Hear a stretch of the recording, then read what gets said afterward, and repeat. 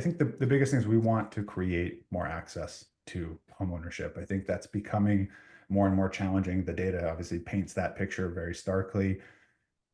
Knowing personally my own difficulty becoming a homeowner and then the benefits, not only financially, but emotionally and psychologically of becoming a homeowner, it's so profound that that's one of the real driving and compelling reasons to do this. I think later, though, I really see there to be a fundamental shift in the way that we all own our homes or in the way that we want to own them as a financial investment. So, Sasha asked who our investors are. I sort of imagine a future world where, as retail investors, even as home buyers and sellers, we can engage in that equity differently. So imagine, Jeremy, that you're buying, your next home in Detroit, and you decide that instead of putting all of my money into this home, I want to put half of it here, and I want to put half of it with crib equity. I'm going to take some money from them to buy my house, but I'm going to give them that same dollars, and now I can own a diversified pool of assets across the country. Or maybe because I'm in Detroit, I want to buy Florida real estate and New York real estate and Washington real estate or whatever it is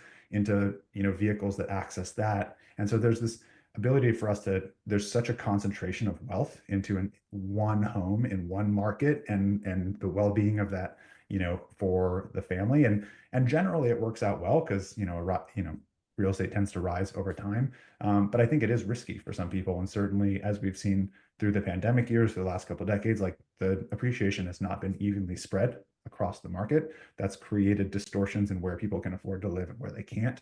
And so I think there is this incredible opportunity to allow people to buy and sell home ownership in a way that can actually serve them better, just the same way that, for a lot of people, an index fund is the best way for them to invest in the stock market because they don't want to pick individual stocks. Or, if you're getting RSUs at work, you might divest from those because you're already so invested in your company from your paycheck, right? Like there's a whole bunch of different ways to think about it where you want that diversification. And I think there's ultimately a way to provide that, even with liquidity at different times, on your home equity. It's really fascinating.